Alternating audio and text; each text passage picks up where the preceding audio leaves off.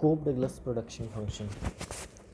So Cobb-Douglas production function is the special form of a production function that shows the technological relationship between the amount of two or more inputs and the amount of output produced by these inputs. So the general form of Cobb-Douglas production function is Q is equal to A K alpha and L beta. This is the general form of Cobb-Douglas production function, where Q represents the output produced, A represents the total factor productivity, and K represents the capital, and L represents the labor, and alpha represents the share of capital, and or we can say output elasticity of capital and labor. Beta beta shows the represent the output elasticity of labor. In this given production function, there is extra n and t. N is used for land and t is used for technology, and lambda and y represents the share of, or we can say output elasticity of land and technology here, but normally we use this simple Cobb-Douglas production function in everyday study. So now the general form is this, as I mentioned above. Now the properties of Cobb-Douglas production function. So the first property is marginal productivity of input. Marginal productivity of input. So and differentiating with respect to K, Q is equal to A K alpha L beta. So marginal productivity of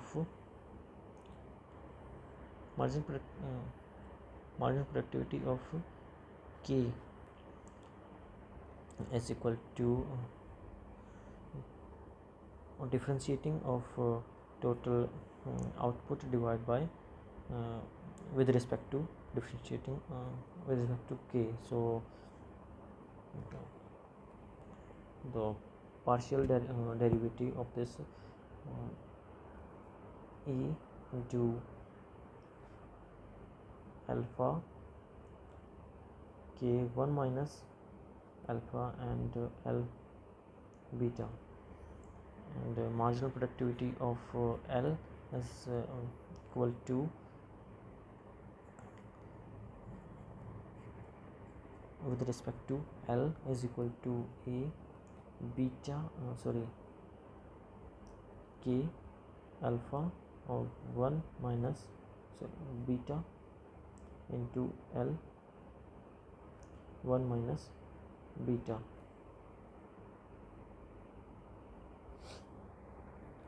So if we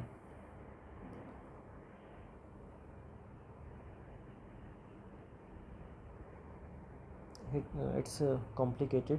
Here is the simple form of marginal productivity of capital and marginal productivity of labor. So marginal productivity of capital is equal to A alpha K 1 minus alpha and L beta, and marginal productivity of labor is equal to A K alpha 1 minus beta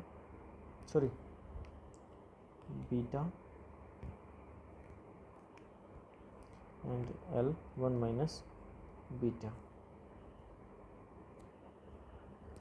This is the marginal productivity of capital and marginal productivity of labor,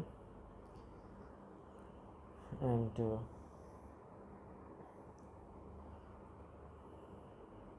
marginal rate of technical substitution. This is the second property. So marginal rate of technical substitution, marginal rate of technical substitution is equal to marginal utility of capital divided by marginal utility of capital divided by marginal utility of labor, or you can say marginal productivity marginal productivity of labor and marginal productivity of capital.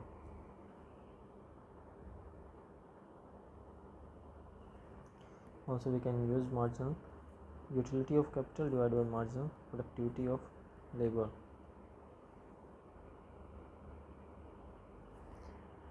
With respect to so the elasticity of factor substitution, percentage change in capital labor ratio divided by percentage change in marginal rate of substitution. Elasticity of substitution,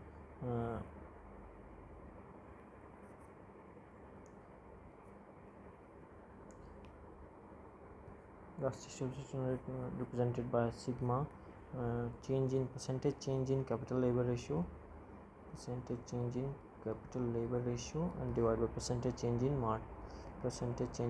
MRTS.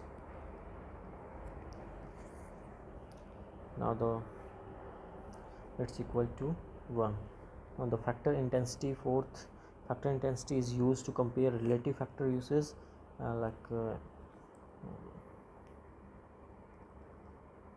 alpha divided by beta greater than 1 shows the capital intensive, and alpha divided by beta is less than 1 shows the labor intensive, and the efficiency coefficient Q is equal to A K alpha and L beta. A denotes the efficiency coefficient. The efficiency coefficient is high if the company or country is more research oriented or invest more in ideas. A company's greater insights and ideas can use the inputs or factors of production in a more efficient way, so they produce more output or high quality output than their competitors using the same amount of inputs, thus keeping all other inputs along with their respective output elasticity constant. Some firms excel much in comparison to their competitors due to the higher efficiency coefficient. Now the last one, returns to scale. Cobb-Douglas production function is also used to determines an increasing increasing returns to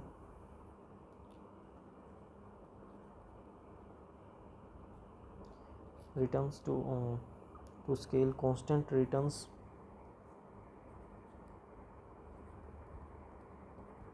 to scale and decreasing returns to scale. So if here again, if alpha plus beta is greater than 1, then it's increasing returns to scale.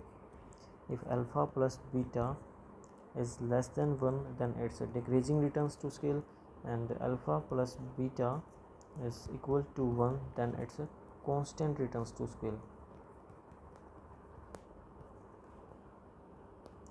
You can say CRS, DRS, decreasing returns to scale, and IRS, increasing returns to scale. So suppose here is an example also. K is equal to 50, capital is equal to 50, labor is equal to 100, and here is an equation. Q is equal to 10, K power 1 and L power 1 by 2. So here you can say Q is equal to 10 K alpha and L beta. Here alpha is equal to 1 and beta is equal to 1 by 2. So and K is equal to 50, L is equal to 100. Q will be the output will be, if we put the value of all these, so 10 into 50 and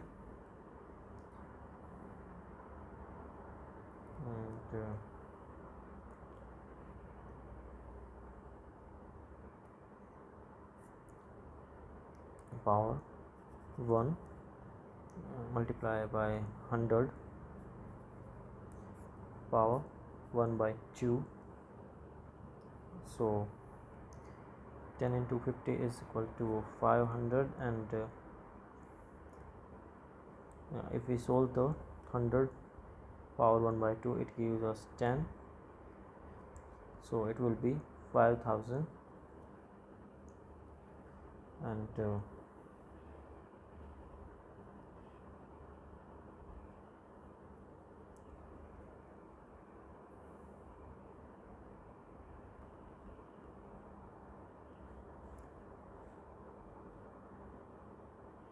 if k is equal to 1 and L is equal to 200, then in equation B k is equal to q1, here the next equation,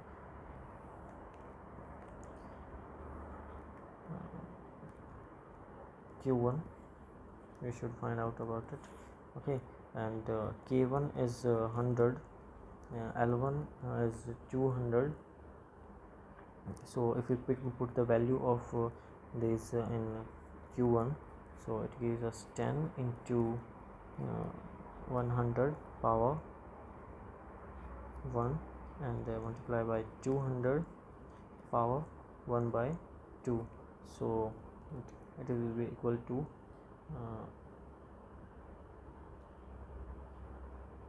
1000 into under root 200.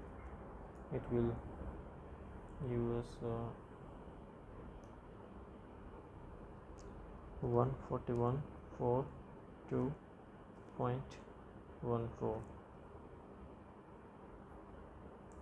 This is if we compare the output this and this, it gives us if the input is doubled but the output is more than double, you can see the difference. It is 5000 and it is 14,142.14 in more than. So alpha plus beta is greater than alpha plus beta is greater than 1 gives increasing returns to scale. Similarly, if input is doubled, then the output is equal to double, or hence alpha plus beta is equal to 1 gives constant returns to scale. And if input is doubled, then the output is less than double, hence if alpha plus beta is less than 1 gives decreasing returns to scale. That's all about Cobb-Douglas production function.